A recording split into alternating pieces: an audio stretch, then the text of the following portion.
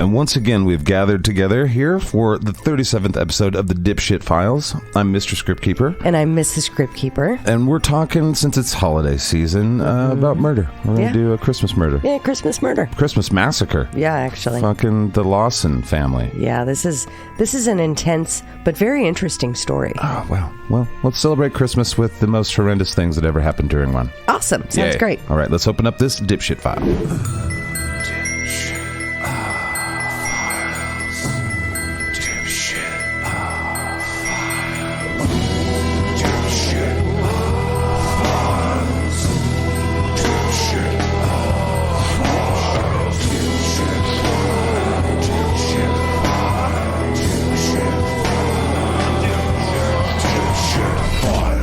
Dipshit Files. Well, happy holidays, everyone. Yeah. This is our December. I love this time of year. Me too. I love December. I don't know why. Even though we're stuck in our homes, basically in the Northwest right now, because it's very snowy. Mm-hmm. But I love it. And now we're going to celebrate with, I don't know anything about this topic. Yeah, well, I think you're probably going to be do the face that you make where you go, ee. Okay. I think there'll be a little bit of that, and there'll be a little bit of, oh, no, and probably some yikes. Okay. Well, before we get into it, what made you want to do this one? What brought this one to your attention? There's a handful of Christmas crimes that I found fascinating.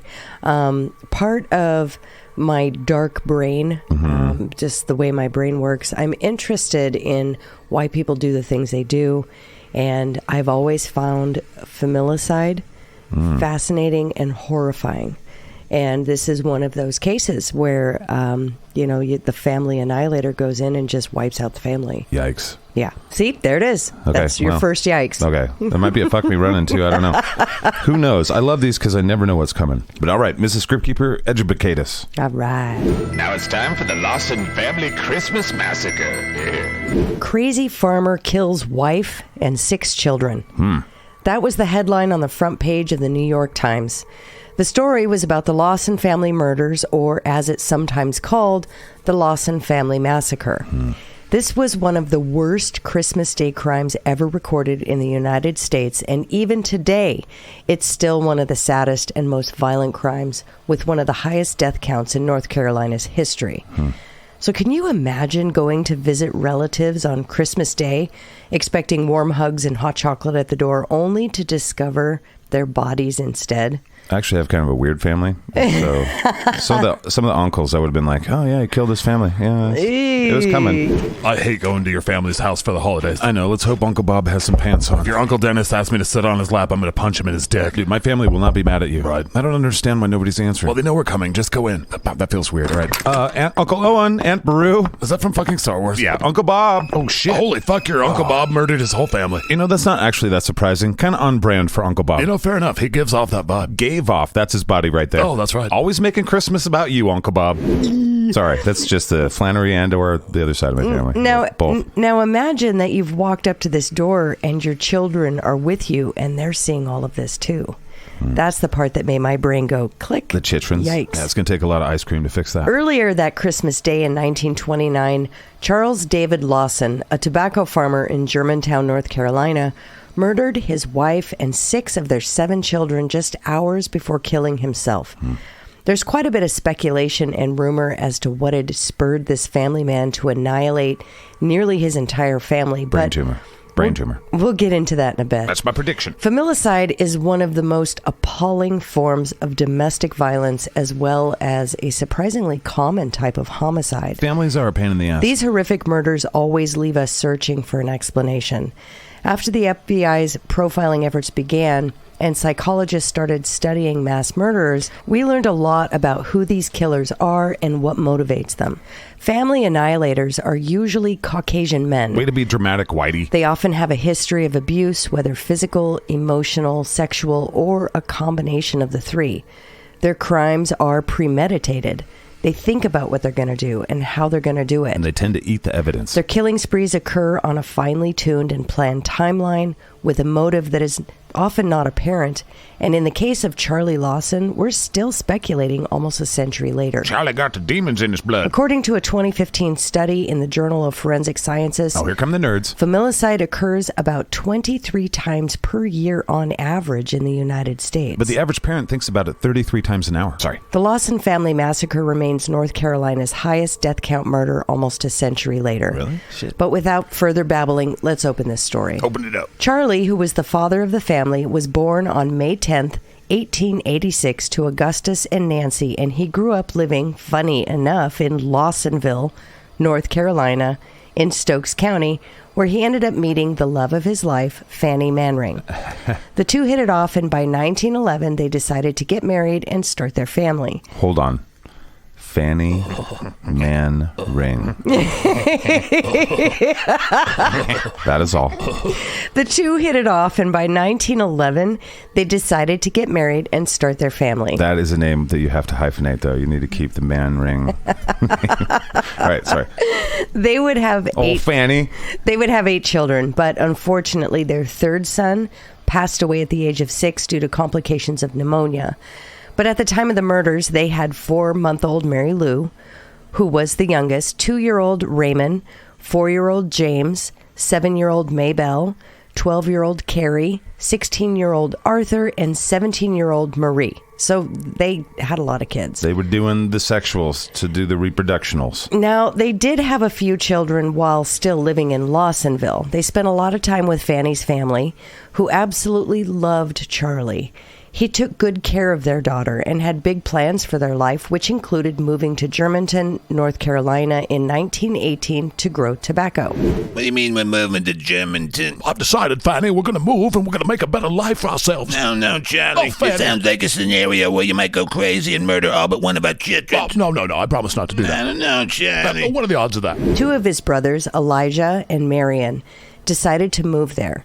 And he just kind of took his family along and followed suit. Okay. When they first settled down, they were what were called sharecroppers, which essentially means that you move in and you use someone else's land to grow your crops and usually live in a very small house. And the rent that is charged is simply a portion of your crops. So after you grow and harvest everything, the owner gets a portion, and that kind of cancels out your rent debt. It's good to be lord of the land. They had hopes of eventually moving into their own home, and by 1927, that's exactly what happened. Charlie had saved up enough money that they were able to buy a farmhouse and land on Brook Cove Road in Germantown. Oh, on the corner there? It was perfect for them. They had plenty of land for their children. There was a tobacco barn. There was this old farmhouse. And the farmhouse itself wasn't exactly ideal. Being a former meth lab and all. It was definitely run down. So both Charlie and Fanny, and then also their eldest children, Arthur and Marie, spent a lot of the evenings over the next 2 years Cooking meth. slowly renovating the home to make it more comfortable and livable. Okay. But even then, they still ultimately had the goal of building their own house from the bottom up. Fuck yeah, bro. While living in Germantown, the family was very highly respected. Yeah, but by humans, so blue. Charlie was an incredible worker. He did everything he possibly could to get the most yield out of all of his different crops. Yeah, I heard he tried some pretty extreme methods. I'm not fucking around, you tobacco bastards. If you don't grow big as fuck, I'll shoot these seedlings. So there were kind of some red flags from the beginning. Many people remember seeing him out in the early hours of the morning working on his tobacco to make sure of this. I'm not fucking around. The whole family also chipped in. So it was a big kind of teamwork type of situation. All the neighbors said they were the best neighbors you could ever think of. If you needed help with anything, they would drop everything and come to your aid. If someone was sick, they were the first ones there to help. So everyone really thought highly of the whole Lawson family. Country living. A couple of weeks before Christmas in 1929, Charlie decided to splurge on his family. Got them all plastic surgery. He decided to head into Winston-Salem Smoke. and encouraged all of his children and his wife To smoke Winston brand cigarettes, Salem's #1 tobacco. Sorry, I don't know why either. to pick out brand new outfits. And at the end of the day, he had a family portrait made. This was a big deal. being a tobacco farmer, he was not necessarily poor, from my understanding, but he was definitely not wealthy. Okay. They didn't have a lot of extra money, and during this time, that was something that only the very wealthy did. Right. So this was a pretty big deal for all of the Lawson family members. Charlie had told everyone that this was all part of some Christmas surprise. However, I don't think the Christmas surprise he spoke about was what they had imagined. Stabby. So the morning of December 25th, 1925, the family woke up. It was Christmas morning. They were excited. There was a brand new, fresh bed of snow outside. I believe they got like 8 inches that day. Marie woke up early and planned to bake her famous raisin cake for Christmas dinner later that night. God damn it, please leave raisins out of cake, pies, and cookies. And potato salad, Becky? Really? Charlie and Arthur woke up as well to head out with their 2 beagles, Sam and Queen, Ew. to go rabbit hunting. I'm officially cheering for the Beagles now. In North Carolina, hunting is a really big thing, especially on the holidays. So they headed out to do this, but at some point they ran out of ammunition, or they realized they didn't have enough to go hunting to begin with. So because so much time has passed since this incident took place, and Arthur ended up being the only surviving son, he didn't really speak about what happened afterwards, so the details of what actually happened in this moment is unknown. But either way, Arthur ended up being sent into town to buy ammunition so that they could continue hunting. I believe he got into town around 1 p.m. So at this point, Arthur is off in town. Marie and Anthony are getting all the food ready for that night. And 12-year-old Carrie, 6-year-old Maybelle, they decided they wanted to head over to their uncle's house. They lived relatively close by, and they wanted to go over and wish him Merry Christmas. So they bundled themselves up and headed out of the house. This is when everything turned to chaos. Weird humans. For some reason, Charlie decided this Christmas day he was going to murder his entire family. Why not? He hid in the tobacco barn, which both Carrie and Maybelle would have had to walk by in order to head to their uncle's house. And as soon as they did, he pulled out a 12-gauge shotgun and shot both of them. Yeah. After shooting them, he decided to take it a step further and bludgeoned them before dragging them into the tobacco barn, where he placed them with rocks underneath their heads as if they were pillows. Yeesh. After killing his 2 daughters, Charlie then reloaded his shotgun and headed back towards the family home.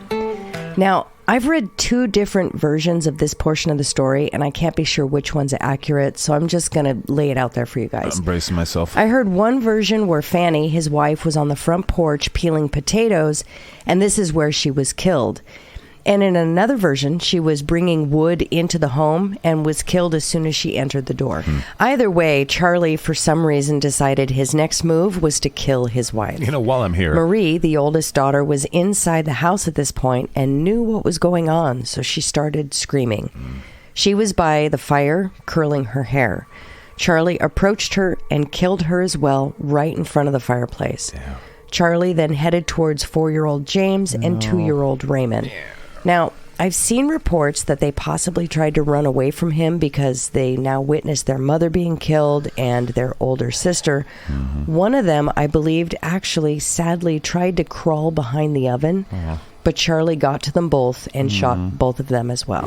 Friendly friends are friendly as fuck. Hi, kids. I'm Talking Animal. The world seems scary, doesn't it? It sure does. That's right, random other talking animal. Adults are scary. You know, when adults snap from the pressures of life and murder their whole family, Yeah. I like to think about butterflies and how they're neat. Here's a bag full of butterflies. Oh, wow. Yeah. Ow, they're biting. Yeah, they are. Ow. Oh, they're flesh eaters. Oh. Damn. He then approached Mary Lou, the 4-month-old baby that was laying in her crib. The baby? He switched up his methods at this point and decided not to use his gun, but instead he bludgeoned her to death. What?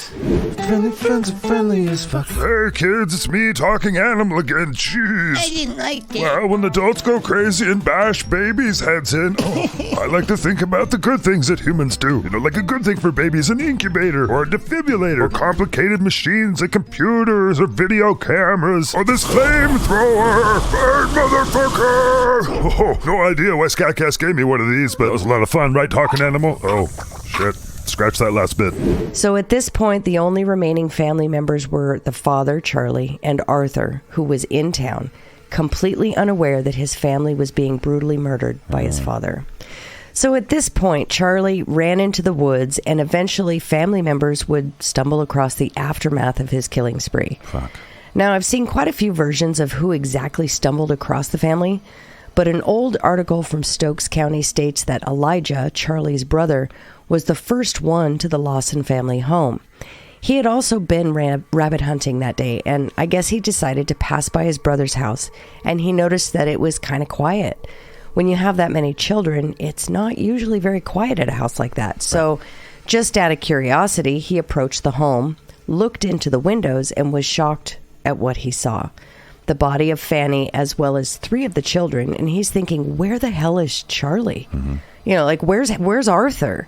Where are the other kids? So at this point, he ends up hearing something up in the attic, and it freaks him out. Or at least he thought he did, and he ran. He immediately left to go get help, knowing he couldn't deal with all of this by himself. Right.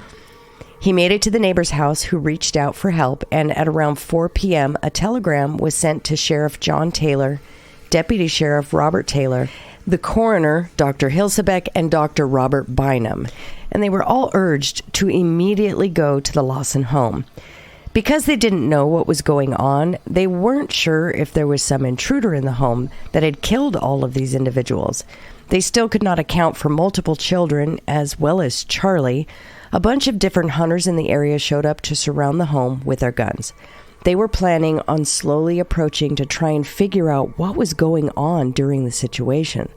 A few of them had actually gone into the home, where they did, in fact, find Fanny, as well as the youngest, Mary Lou, and then, of course, Raymond and James and Marie. So they continued around the home to search for the other 3 children, as well as Charlie. They also went to the attic, since Elijah had said he'd heard something up there. But when they searched the whole house, none of the children were there, and no strangers were in the home Well, it either. had to go by seagull or whatever the fuck. I know, pigeon. right? Took a long the time. Telegram, yeah. So a neighbor who had heard about all this stuff, came to the house as well to offer any assistance that they could. Remember, this was a friendly family. They were there for everyone. Whenever anyone needed help, they were the first to arrive. So their neighbors are doing the same. Right. The neighbor arrived at the property and ended up passing the tobacco barn on their way to the house. And because of the snow, they were able to actually see blood and drag marks going from near the tobacco barn into the barn. So the neighbor took a peek into the barn. Ultimately, he found Mabel and Carrie no longer alive. At this point, I wanted to share that I've seen images of all the bodies laying inside the home, like they had been brought to some sort of centralized location, and they all had their arms crossed over the top of their chests with pillows under their heads. However, I can't confirm the validity of these photos because I've only seen these on a handful of different sources. And I feel like because this case was so sensationalized after it happened, as we will see, it's very possible a lot of details were added just to make the story more interesting. Right. So I don't know which way it goes. Although, personally, I think the story is interesting without weirdness. So deputies... Guy lost his fucking mind, said, I'm going to kill all the kids. These children's pissing me off. Right. Ugh. So the deputies arrived on the scene, and as well as a couple of hearses to remove the bodies. And at this point, there were multiple neighbors and family members present. A lot of people were at the home to help, and it's a good thing they were, actually. See, the house was on the top of a hill, and the snow had made it very difficult to get all of these bodies to the hearses due to the sheer amount of ice that had been created from everyone's trampling feet.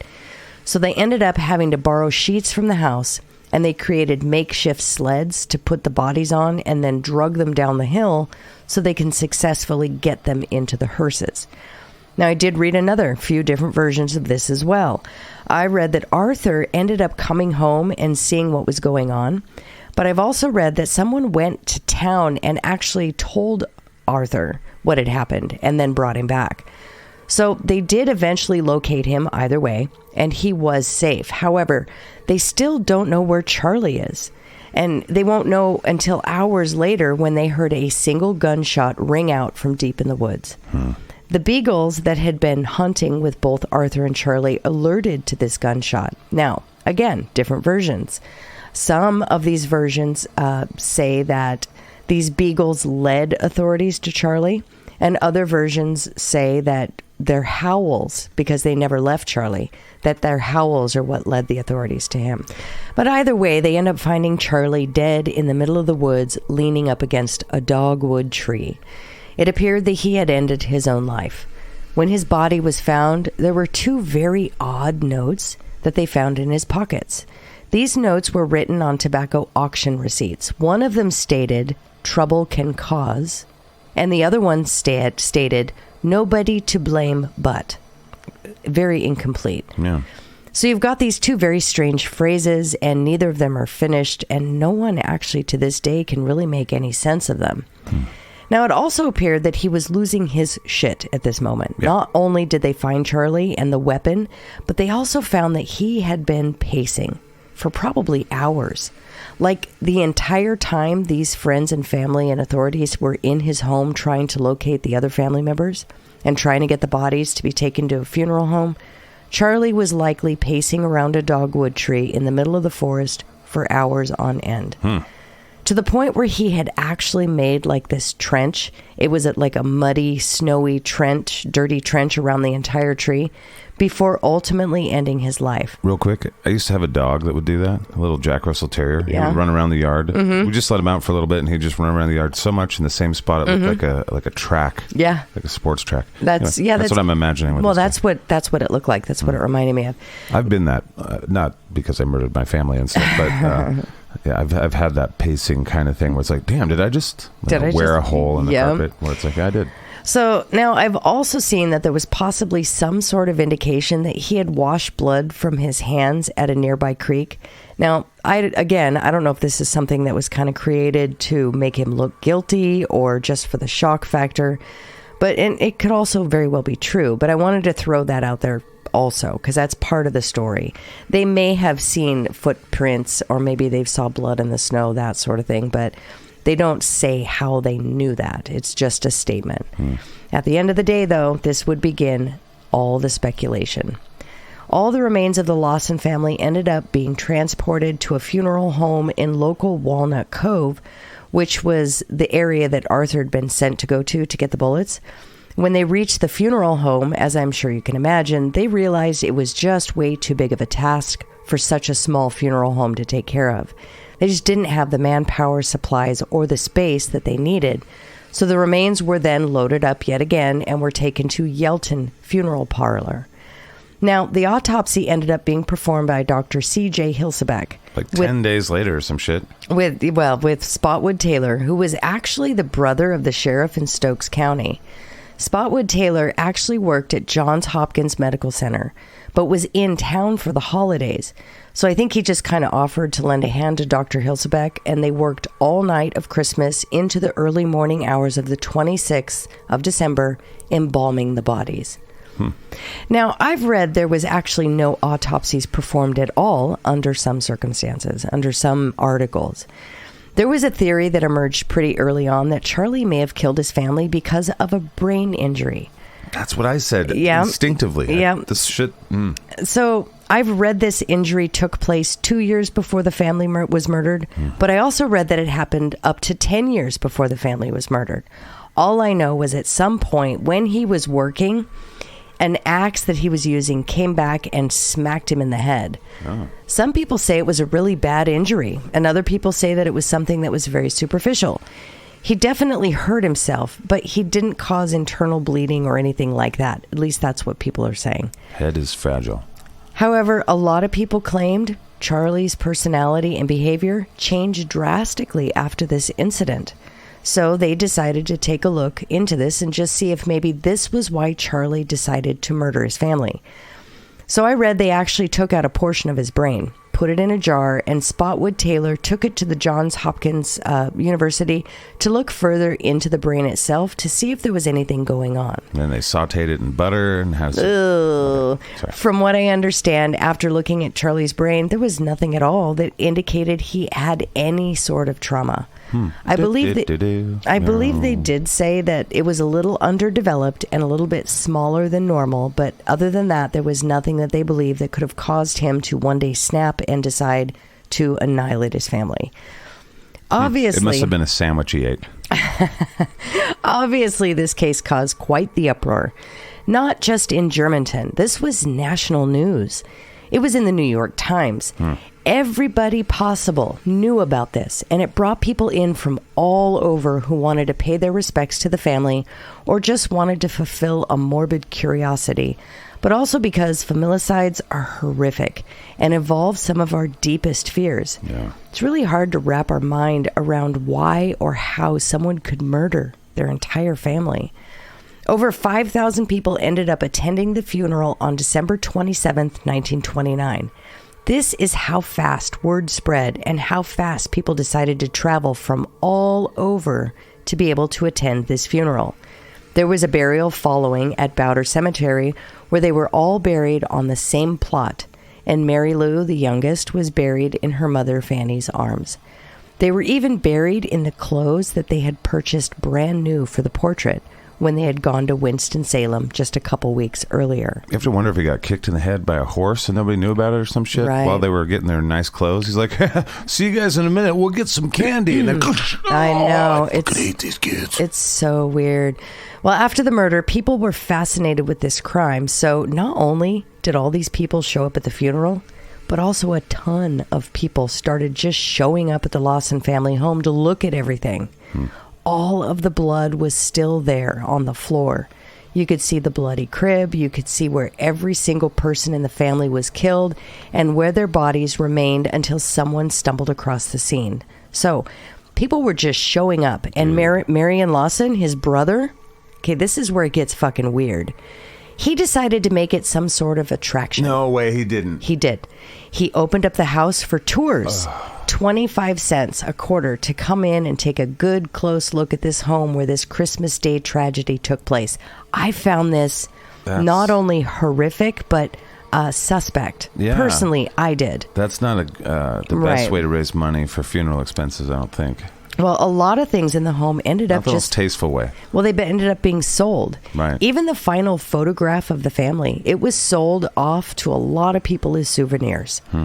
People even started to take souvenirs of their own. You know that cake that Maria had made, the famous raisin cake? People were picking the raisins out of it to take home with them. So Marion Six ended bits. up... Give me my 6 bits for that raisin. So Marion ended up having to encase it in a glass box so people would stop picking it apart. Yes, how much for your dead sister-in-law's brain matter? $5. Can I have the bullet casings used to murder your family? 50 cents each. How much for these raisins? 6 bits a raisin. Can I eat their bodies? $50 a body. So I've seen photos where people were signing their names on the mantle of this home. Just disrespectful. Wow, yeah. How did they lose their mind? Crowds will do that sometimes. It's When you see other awful. people doing something stupid, there's tons of studies. You're like, grapple with it, but you'll just do it. Let's Most do people stupid will things just do too. it. God, Yeah. it's awful. So obviously a lot of people had problems with this. Marion did defend himself, saying that he was doing this for Arthur, that the reason he was making money off of his family's death and even auctioning off the family's belongings afterwards was so he could give all the money to Arthur. Okay. So that way Arthur could take care of the mortgage for this farm that basically had just been dumped in his lap. Yeah. Now, I have no idea if Arthur actually got the farm and if he was able to pay it off. From my understanding, he did lose the farm, so I'm going to assume not. People had questions, though. Family members had questions. The community. Anyone who heard about this could not figure out why on earth Charlie, the nicest man, would decide to murder his entire family, which obviously led to the spreading of rumors and a lot of different theories. There's even some suggesting that Charlie wasn't even responsible and he was actually also a victim. So the theory suggests that Charlie at some point witnessed some sort of organized crime. And this organized crime group came back to kill him and his family to make sure that he stayed quiet. Okay, boss, so how quiet do you want me to make him? I want you to make him very quiet. You want me to threaten him? Quiet. You want me to beat the guy up? Quiet. You want me to beat his kids up? More. Kidnap the kids? More. I mean, you want me to kill him and his whole family? Yeah. Well, I admit they will be very quiet at that point. Obviously, his oldest son was not killed simply because he was sent out to get ammunition in town that day. Wow. Yeah, 6 kids, 7 kids, whatever. Fucking just whack them and get back. Yikes. Charlie could have been out in the woods still trying to hunt with the few bullets he had left or something, and he didn't think anything of the gunshots coming from the house because tons of other people in the area go rabbit hunting, especially on holidays.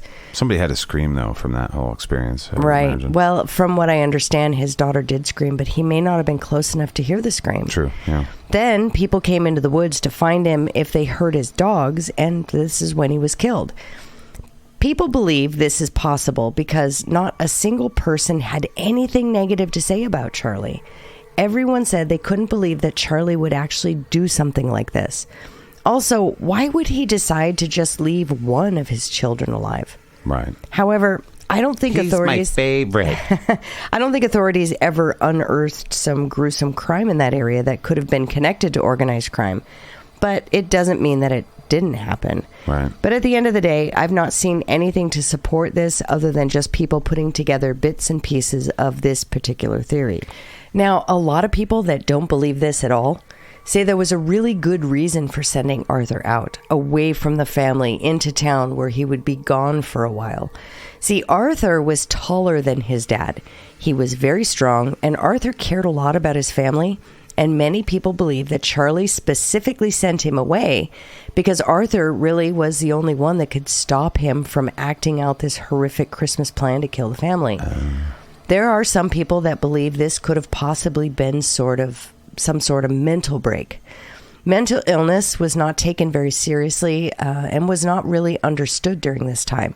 So if he was experiencing some sort of mental break, it's very possible no one noticed. Right. And what could they have done anyway? Right. Well, it could have happened that day and something inside of him just snapped and no one was really able to stop him. However, many people don't believe this has anything to do with mental health because he showed signs of mental health issues prior, according to people who knew him. Right. Big umbrella. Some also believe it wasn't a random mental break because they think this was actually a premeditated act, something that had been planned out for a while. Now, remember, they said his personality began to change after that axe hit his head. Right. So they're arguing against the mental issue because he was showing signs of this way before. They don't think it was a mental break. Right. Now, a lot of people believe that Charlie took his family for this portrait and splurged all this money on these new outfits in an attempt to memorialize his family. Sounds like it. It certainly worked out that way in the end. Right. Well, he wanted to get this last picture. He wanted to spend all of his money knowing that he wasn't going to need it in a few weeks anyway. He had spoken about some Christmas surprise, and this was it, unfortunately. Can we guess the surprise, Papa? I guess so. Are we getting a puppy? No, beautiful child. Are we getting an outhouse so we can stop shitting in the corner? That's what Mama wants. Oh, there's nothing like that. You sure it's not a puppy? Oh, Papa's very sure. Yikes, too soon. Sorry to my mom. But the most recent theory was not introduced until 1991.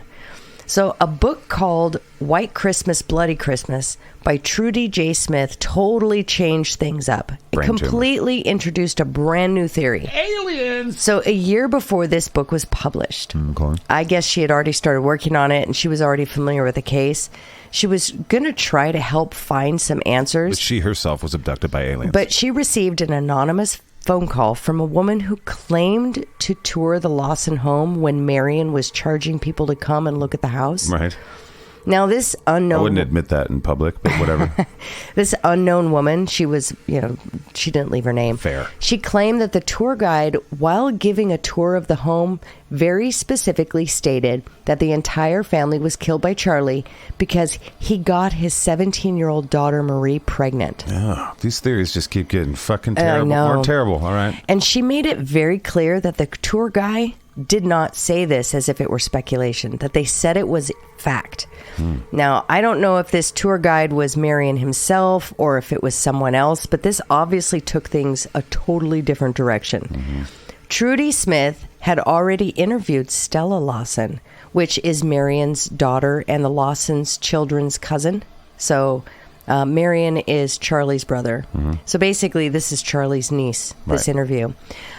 So she was interviewed for this book, and I guess right before publishing the book, she once again reached out to Trudy Smith and said, look, quote, I actually do think I know why these murders happened, end quote.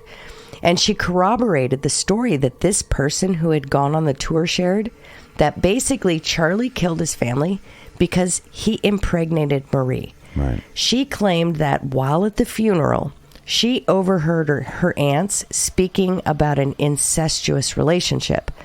I guess Fanny had shared her concerns with some family members, Fanny the mom, including Stella's mom, about an inappropriate relationship going on between her husband and her oldest daughter. And it was possible that Marie was pregnant. So, now Stella's mom passed away in 1928, a year prior to the murder. So since her mom knew about it, that would indicate this activity had been going on for at least a year prior to the family being killed. So this theory really ran rampant, and there's many people who believe it's very possible.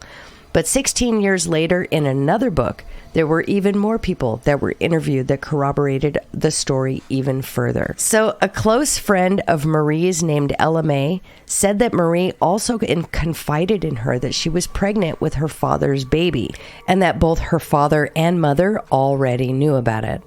The book also interviewed a neighbor named Hill Hampton, who claimed that there were very serious problems within the home. He didn't necessarily insinuate that it was an incestuous relationship, but when he was asked to elaborate, he absolutely refused. Due to his body language and refusal to discuss the detail, a lot of people assume that may be what the issue was. We really have no way of truly knowing the validity of this theory. Unfortunately, Arthur, the son that survived, ended up passing away as well in 1945 when he was in his 30s. He was driving his truck in a nearby highway in Walnut Cove, and at the time they were doing construction in this area, and he drove his truck into a portion of the pavement that had been completely removed. It was a freak accident, but when this happened, not only were there all these rumors out there about the family and what did or didn't happen, but now we have people that are saying the family is cursed. There's all this bad luck. So then there's this whole paranormal aspect of things that came into play. Oh, here we go. There have been many pictures released where people have unfortunately edited apparitions and different things into them. There's some people who really do swear up and down that they've seen and heard things. But there are also people who are just downright being disrespectful and putting things in pictures that aren't even there. And it's really kind of frustrating. This also caused a lot of issues when it comes to where the Lawson family is buried. They have allegedly put up a barricade around the site. Some claim the site is public, and then you also have people saying that there's private property signs everywhere. People are trespassing to get pictures and trying to catch something on camera. It's still a mess to this day. Today, there are a lot of rumors that you can see Charlie on Christmas Eve walking around town, or that he's whistling. There have been reports that he's been seen in the cemetery. There have been reports for years that Fanny's stove in the house would overheat, but only on Christmas.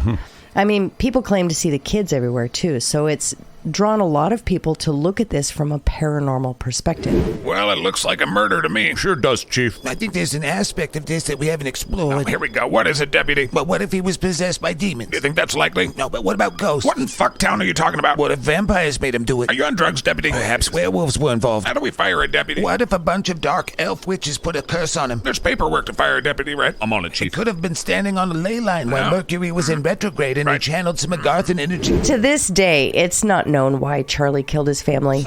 In my research, I read that the portion of his brain that they had taken for research, well, it's been lost. They can't find it. I told you that it's in the butter, and then they ate it. Yeah. The Yelton Funeral Home, where the whole family was entombed, is actually still open. Except now it's known as Madison Dry Goods, and the owners ended up converting the upstairs area where all of this happened into a museum of sorts.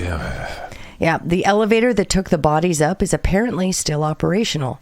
And there was even a song written about this incident. That sounds like something a songwriter would do. I got this. Don't worry. In March of 1930. Then they bludgeoned the baby. Oh, Sorry. God. Sorry. Bludgeoned the baby to death. Yeah, I was bludgeoned the baby to death. Sounds crazy. That's too sorry to my mama. In March of 1930, a mere 3 months after the massacre, Smith and the Carolina Buddies recorded The Murder of the Lawson Family in New York City for Columbia Records. Too soon? No, too soon. Yeah. Bluegrass enthusiast Kenny Rohr says it became one of the label's best-selling hillbilly singles of the year. For the 7th straight week, topping the hillbilly charts, here they are again with Bludgeoning the Baby to Death. So that's what they used to call country music, by the way. Hillbilly. Nice. Hillbilly music. Nice. It's moved more than 8,000 units even as the Depression was starting. Fuck, it's a hit. Yeah. The song was re-recorded in the next year by a few other local groups like the Red Fox Chasers and the E.R. Nace Singers. The remix. But the definitive version can be found on An Evening Long Ago, a live recording by the Stanley Brothers from 1956. Bludgeoning the baby, baby. Yeah. Bludgeoning the baby, baby. Oh. Bludgeoning the baby, baby. Oh. We were bludgeoning the baby, baby. Oh. So at the end of the day, we really have no idea what happened that day almost a century ago.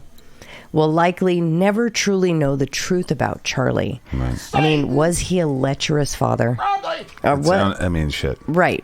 Or was he the fall guy for someone else's crime, forever to be remembered as a fucking terrible human being? Or was he a little bit of both? I mean, he's going to be remembered as a terrible human being. Right. Even if he had a brain tumor, we don't know. Yeah. Okay. And they looked at his brain and ate it, so they couldn't. They did not eat it. They probably ate it. If you remember anything from the show, you remember that those sciencey folk like to eat brains. And that's what happened. So that's our story, isn't it? Yes, it is. Well, let's see what we think about it on the other side of a musical thing. Sounds great. What did these dipshits think about the dipshits that did the dipshittery today, eh? So Merry Christmas. That was a fucking Christmassy, lovable celebration time thing. I've heard a story like this where normal guy just shows up one day, murders this whole family, burns the house down.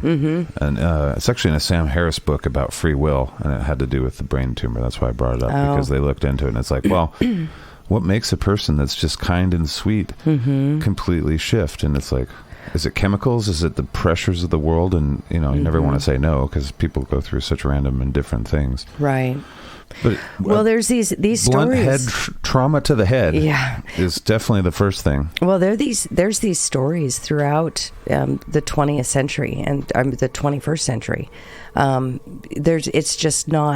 It's not common, but it's not unheard of, and it's typically the man of the family. I've read. I mean, I've thought about it a few times at that point, Well, I've read several instances and dug into several stories where these men have murdered their whole family, and it's typically, of course, mental illness. But what causes that mental illness? It varies. It's everything from stresses and abuse from childhood to brain trauma. But there have been a couple just terrible stories of instances where they just basically the pressures of the world. Most of them that I've read, the most recent ones were they were basically narcissistic sociopaths, and they didn't want to own up to something. Basically, they were covering it up. They didn't want, in one story, I forget the man's name, but in one story, he didn't want to admit to his friends and family that he had failed as a chiropractor. And he had moved his family down to Florida, and they lived in a Disney park or something. It was just outside of Disney. It's a real nice, expensive place. Yes, and he was still living in Connecticut, and he moved his family down there into a condo down there. His wife, I think she was spiraling too. She was kind of falling into, she found religion, and she was saying, we lived in this terrible world and blah, blah, blah. Anyways, he basically ended up killing his entire family and then living with their bodies for days afterwards. Yikes. But once they interviewed him... Jim, will you pass the... Oh, you're dead. That's right. Well, I'll take the mustard. After they interviewed him throughout the interview process, at first they were thinking that he had, he lost his mind. Obviously, you have to lose your mind to kill a whole family. But in what way? Yeah. Right. Well, they found through the interview process that he was just trying to set himself up for a insanity plea, because he remembered details that if he wasn't all with it like he said he was, he wouldn't have remembered those details. So back to this story. This is not it's not unheard of. Right. There's another one in Washington State where the man did the same thing, and this was I think in the early 2000s, somewhere, maybe even 2012.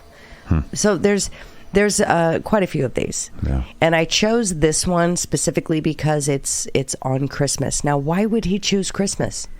There's no way to interview the guy to find out. You know what I was blown away with was that the gun shop was open for the kid that survived to be shopping on Christmas. On what Christmas, the hell? I know. Anyway, that was the 30s, 20s. Yeah. Who's shopping on Christmas? 1929. So, it's a different time. Fuck. It's just pretty crazy. All that was crazy. Now, one part that I did, parts of his personality, his character, there were some things that I didn't put in there. At one point, when his child died, his baby died, his third son, I think, died at the age of 6. He had gotten a cold, and Charlie had lost his father just a couple of years before, after his father got a cold. And his father got a cold and waited a while. They called the doctor because he wasn't getting any better. He ended up with pneumonia and died. Now, fast forward a few years, his son got a cold.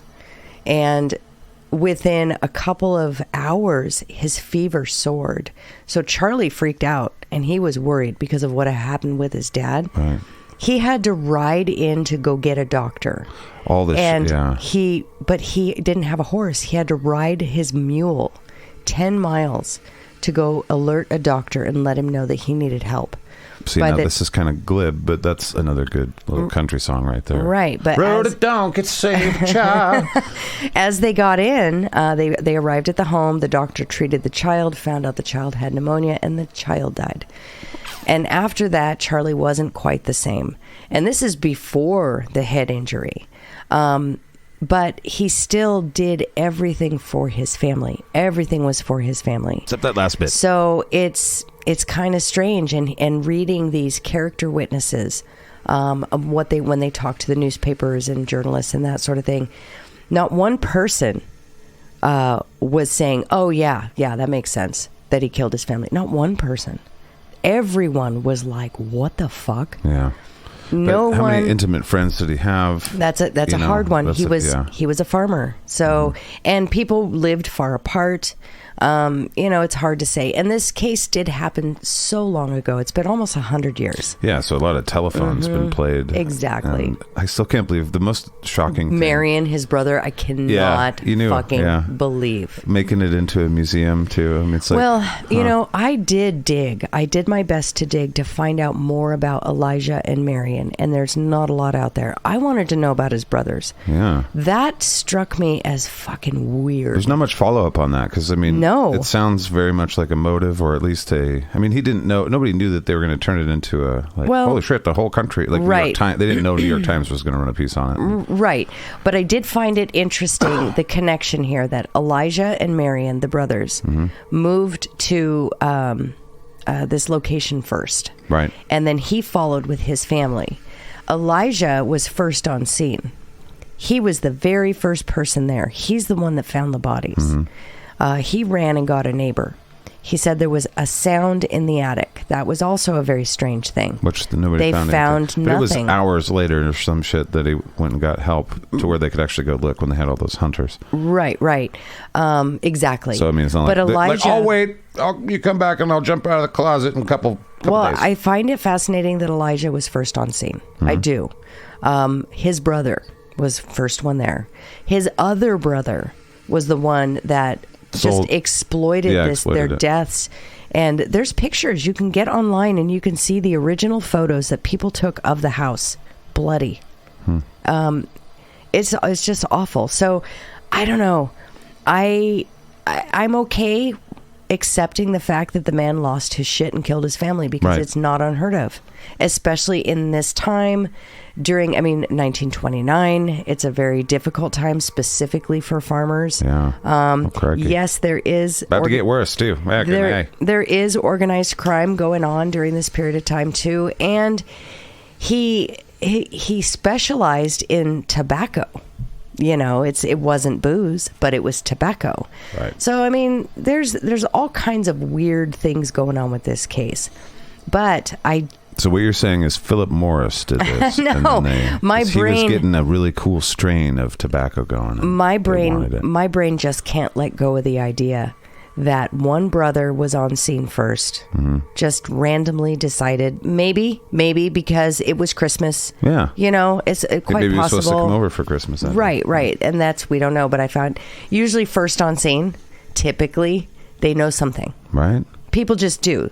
But that's today. This 1929, maybe it was different. They were riding donkeys 10 miles to get help, so it was different for sure. But first on scene was one brother. The second brother exploited everything. And Arthur, there's no proof that he ever got any money because he eventually lost the farm. Right. That's another weird thing, too. Yeah. So I don't know. This whole case was obviously jumbled from the beginning.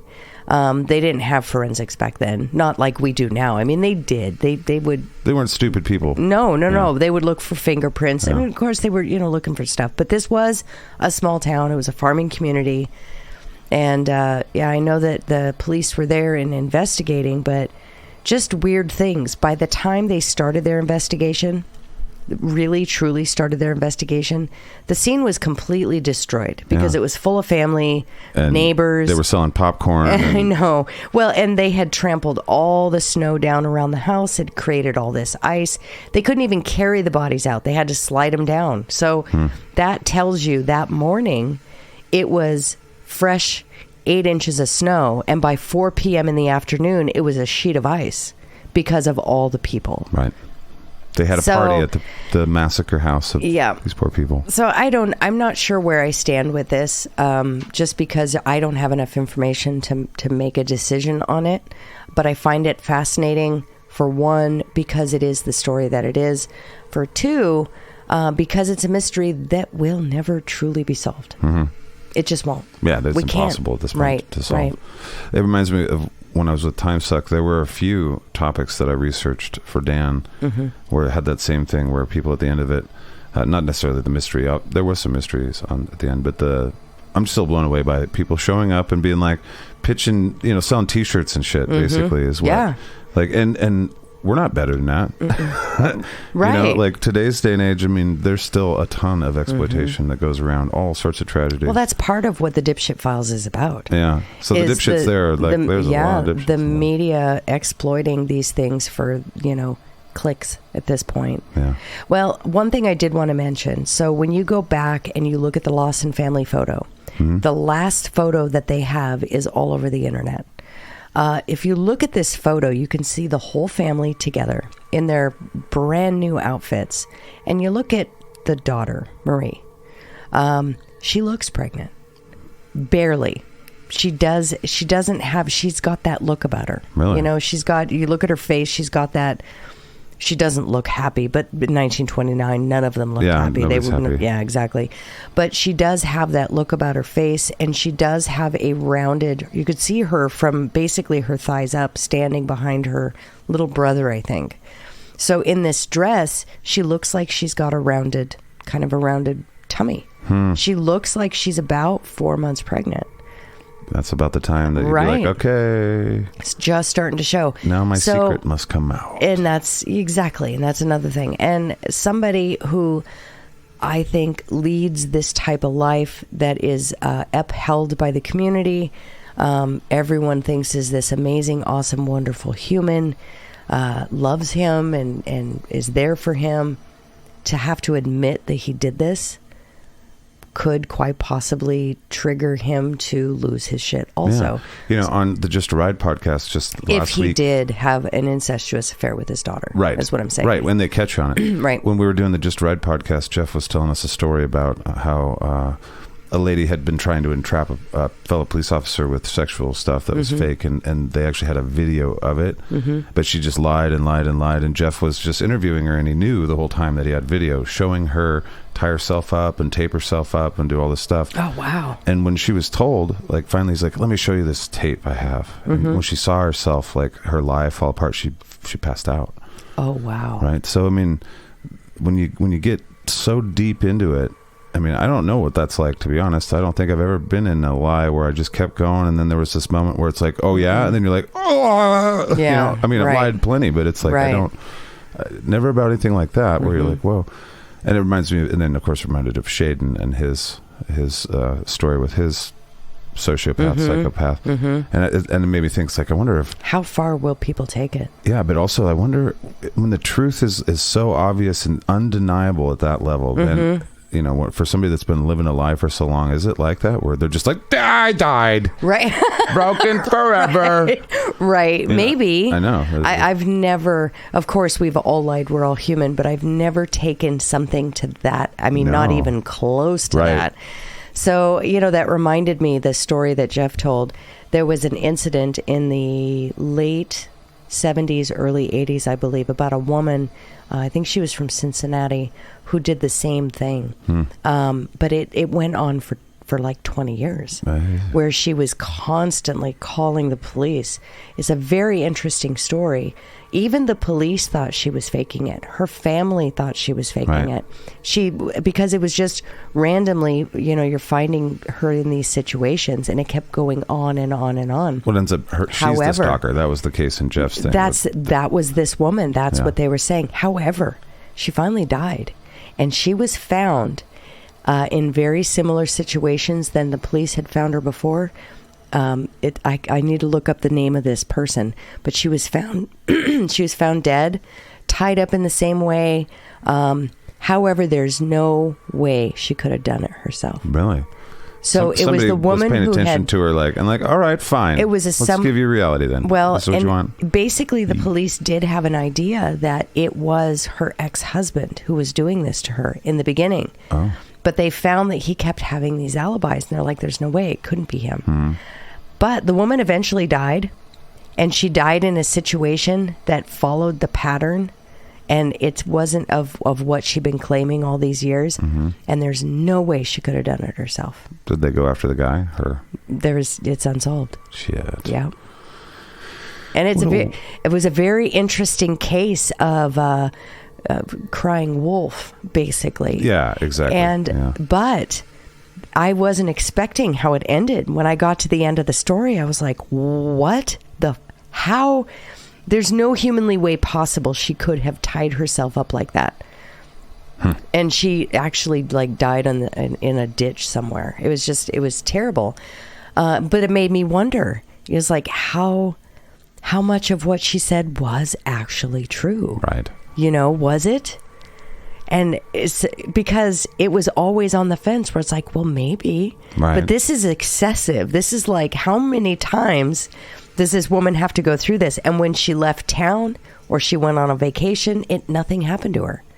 And then she'd come back and it would start again. So everyone thought, she was setting it up after calling the police so many times. Anyways, I totally digressified all over this. We digressificationed all over. But that was an very interesting story, and Jeff's story reminded me of that one. Right, and I don't know how we got here from the story we were telling. I don't either. No, that's all right. People, lies. Yeah, that's where it was. Lies, you people, stop lies. Lying. It's all right. How far will you go to keep your lie a secret? Indeed. Yeah. Well, this man went all the way to massacring his entire family if he had an incestuous relationship with his daughter, which he had allegedly. Right. And it was like the person doing the tour for the really gross, fucked up, murder scene 2 days later or that day or whatever. So it's like, well, that's some weird hearsay. I find it interesting. They did no autopsies on the family. They just embalmed the bodies. If she was pregnant, don't you think they would have found that there was a baby in there? Who would want to hide the family scandal, though? Maybe they... Right. Because, more salacious, the more newspapers, the more... Yeah, who knows? The whole case is a mess. What a shitty Christmas for them. Yeah, well, Merry Christmas to all you guys. Yeah. Yes. So that's our story, and that's our show. Yes. Thank you to our trusted turd triad. You guys know who they are. You can say it right now. Who am I going to say? Don. Shitbox Wizard. Chris, the Discord Dookie Slayer, and Bodie, the quartermaster of SKATCAST. But we appreciate them. They're doing all sorts of stuff behind the scenes. Yes. Thank you to the Godhead, just a little bit. Actually, quite a bit, but I can only talk about him a little bit. His little fingers are doing the little bit. Just a little bit. Just a little bit. Much respect to them. Yes. Much respect to the garbage disposal and Alan, our friend, doing all his work, what he does all the time, and we love it. Yeah, hiding those little SKATCAST giddy buttholes all over the place. I love it. And sharing lots of awesome advice for the world, and it's just a good place to be. But yeah, thank you to all of our patrons, all our bosses, to the fat cats, to our alley cats, to our inside scoopers, to our scat cats, and to our little mates. We appreciate all 5 levels of your support. Yes. And to all of you guys that listen and share, and it's been a really cool last couple months of lots of shares and lots of, especially this show. So we appreciate it. Yeah. Thanks for helping us. Thank you. We appreciate a shitload. I feel like there's a lot more things to thank now. But you know. We thank you to everyone for everything that you've done. We appreciate. The end of all of our shows are just like, man, thank you for letting us. I know. Thanks for listening to us, man. And letting us still continue to do this. I mean, this is my job right now. This is crazy. Like, I did not anticipate it being that way for this first year doing stuff, and you guys made it that way. So thank you. And you know, that's why I try not to sleep that much. If I'm either recording or sleeping. Yep. And that is your life. That's been 2022. We'll see. Hopefully 2023 we'll figure out a little bit of a balance to go have some fun. Screw that. We're making cartoons. I'm never sleeping again. All right. Well, thank you guys for joining us. And we'll be back next week with another true crime or some sort of strange tale that Monique was going to tell us about. Something to tickle your brain hairs. Tickle that. Oh man, I hope I don't have a hairy brain. All right. But as always, we'll talk at you in the future. And it'll seem like the present. Bye. Bye.